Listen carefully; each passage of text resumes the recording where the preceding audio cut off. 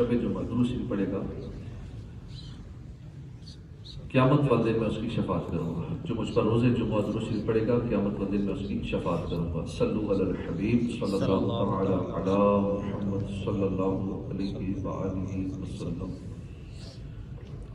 रोज़े के कफ़ारे के हवाले से हम सुन रहे थे। रोज़ा तोड़ने का कफ़ारा ये है कि एक बांदी या गुलाम आज़ाद करे, ये ना हो सके तो पै दर पै 60 रोज़े रखे,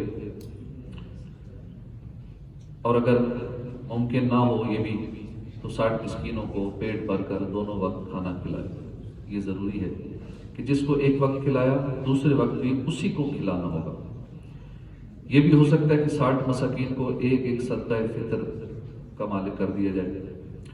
एक ही मिस्कीन को इकट्ठे 60 सदका फितर नहीं दे सकते। हाँ, ये कर सकते हैं कि एक ही को 60 दिन तक रोज़ाना एक एक सदका फितर दे देते। रोज़ों की सूरत में दौरान कफ़ारा अगर एक दिन का रोज़ा भी छूट गया तो दोबारा से गिनती शुरू करनी होगी, फिर से नए सिरे से रोज़े रखने शुरू करने होंगे। अगर औरत ने रमज़ान का रोज़ा तोड़ दिया और कफ़ारे में रोज़ा रख रही थी, अचानक हैज़ आ गया, तो सिरे से रखने का हुक्म नहीं है, बल्कि जितने दिन बाकी हैं उनका रखना काफ़ी है। हाँ, अगर हैज़ के बाद आयसा हो गई, यानी अब ऐसी उम्र हो गई कि हैज़ ना आएगा, तो सिरे से रखने का हुक्म दिया जाएगा कि अब वो पै दर पै 2 महीने के रोज़े रख सकती है। और अगर कफ़ारे के रोज़े रखने के दौरान औरत के बच्चा हुआ तो सिरे से रखे। कम से कम 9 बरस की उम्र से हैज़ शुरू होगा और इंतहाई हैज़ आने की 55 साल है। इंतहाई उम्र हैज़ की 55 साल है, 9 साल से 55 साल तक। इस उम्र वाली औरत को आयसा और इस उम्र को सिने अय्यास कहते हैं। जो कोई रात से ही रमज़ान के अदा रोज़े की नियत कर चुका हो और फिर सुबह या दिन में किसी भी वक्त, बल्कि अगर इफ्तार से एक लम्हा भी कबल किसी सही मजबूरी के बगैर किसी ऐसी चीज़ जिससे तबीयत इंसानी नफरत ना करती हो, जो चीज़ उसे खाने पीने में पसंद हो, मसलन खाना, पानी, चाय, फल, बिस्किट, शरबत, शहद, मिठाई वगैरह वगैरह से जानबूझकर रोज़ा तोड़ डाले, तो अब रमज़ान के बाद इस रोज़े की क़ज़ा की नियत से एक रोज़ा रखना होगा और कफ़ारा भी देना होगा। आला हज़रत फरमाते हैं, किसी ने बिला उज़्र शरीफ रमज़ान का अदा रोज़ा जिसकी नियत रात से की थी, जानबूझकर किसी ग़िज़ा या दवा या नफ़ा रसां शय से, यानी नफ़ा पहुँचाने वाली चीज़ से तोड़ डाला और शाम तक इफ्तार से पहले कोई ऐसा आरिज़ा लाहिक ना हुआ जिसके बायस शर्त आज रोज़ा रखना ज़रूरी ना होता। मसलन औरत को उसी दिन में हैज़ या निफास आ गया, या रोज़ा तोड़ने के बाद उसी दिन में ऐसा बीमार हो गया जिसमें रोज़ा न रखने की इजाज़त है, तो इस जुर्म के जुर्माने में 60 रोज़े पै दर पै रखने होते हैं। वैसे जो रोज़ा ना रखा हो उसकी क़ज़ा सिर्फ एक रोज़ा है। रमज़ान में किसी आकिल बालिग मुकीम जो शरई मुसाफिर ना हो, उसने अदाए रोज़ा रमज़ान की नियत से रोज़ा रखा और बग़ैर किसी सही मजबूरी के जानबूझकर जिमा किया या करवाया या कोई भी चीज़ लज्जत के लिए खाई या पी, रोज़ा टूट गया। इसकी क़ज़ा और कफ़ारा दोनों लाजिम है।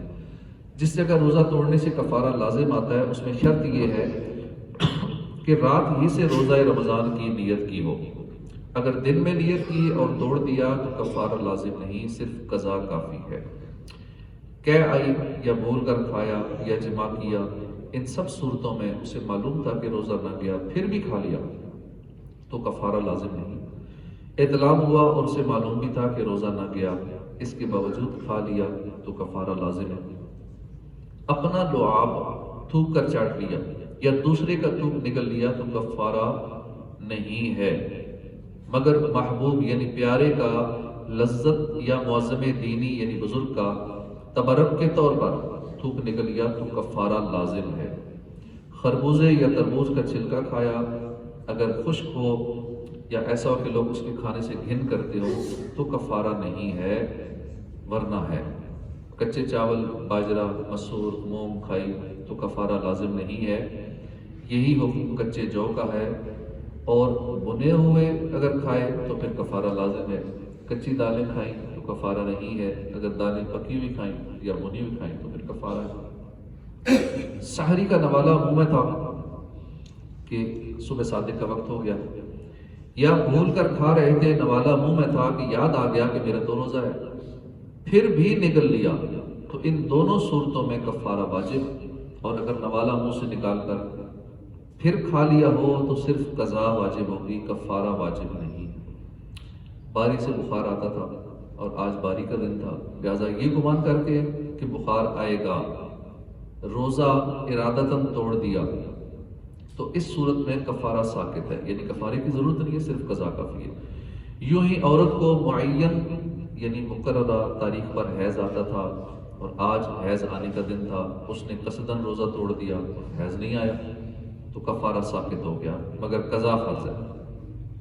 اگر 2 روزے توڑے تو دونوں کے لیے 2 کفارے دے، اگرچہ پہلے کا ابھی کفارہ ادا نہ کیا تھا جبکہ دونوں 2 رمضان کے ہوں، اور اگر دونوں روزے ایک ہی رمضان کے ہوں اور پہلے کا کفارہ نہ ادا کیا ہو تو ایک ہی کفارہ دونوں کے لیے کافی ہے۔ کفارہ لازم ہونے کے لیے یہ بھی ضروری ہے کہ روزہ توڑنے کے بعد کوئی ایسا معاملہ واقع نہ ہوا ہو جو روزے کے منافی یعنی روزے کے خلاف ہو، الٹ ہے، یا بغیر اختیار ایسا معاملہ نہ پایا گیا ہو جس کی وجہ سے روزہ توڑنے کی رخصت ہوتی ہے، مثلا عورت کو اس دن حیض یا نفاس آ گیا، یا روزہ توڑنے کے بعد اسی دن میں ایسا بیمار ہوا جس میں روزہ نہ رکھنے کی اجازت ہے، تو کفارہ ساقط ہے، اور سفر سے ساقط نہ ہوگا کہ یہ اختیاری امر ہے۔ جن صورتوں میں روزہ توڑنے پر کفارہ لازم نہیں، ان میں شرط ہے کہ ایک بار ایسا ہوا ہو اور نافرمانی کا ارادہ نہ کیا ہو، ورنہ ان میں کفارہ دینا ہوگا۔ روزے کے یہ باریک مسائل ہیں، انہیں ہو سکے تو ہمیں یاد کرنا چاہیے تاکہ اگر اس طرح کا معاملہ درپیش ہو تو ہم اپنی طرف سے جو ذہن میں آئے گمان کے طور پہ نہ کر لیا کریں، گناہ گار نہ ہوں۔ جو شریعت کا حکم ہے وہ احکامات ہمیں یاد ہونے چاہیے، خصوصاً یہ جو ابھی ہم سن رہے ہیں یا 1-2 دنوں سے ہم یہ کفارے کے حوالے سے جو باتیں سن رہے ہیں، یہ بہت ہی باریک باتیں ہیں، تھوڑی سی پیچیدہ بھی ہیں، اتنی جلدی سمجھ میں ساری باتیں نہیں آتی، بعد میں اکیلے میں بھی پوچھ سکتے ہیں، اور ان کو ذرا بار بار سننا پڑتا ہے، سمجھنا پڑتا ہے، یاد کرنا پڑتا ہے، تو پھر یہ ذہن نشین ہو جاتی ہیں، اور یہ چند یہی ضروری احکامات ہیں روزہ ٹوٹنے کے حوالے سے، نہ رکھنے کے حوالے سے، کفارے کے حوالے سے، اور صرف قضا کب ہوگی، قضا اور کفارہ کب ہوگا، دونوں صورتیں کب ہوں گی۔ تو اللہ پاک ہمیں یہ فرائض علوم سیکھنے کی توفیق عطا فرمائے، آمین بجاہ نبی الامین صلی اللہ علیہ وآلہ وسلم۔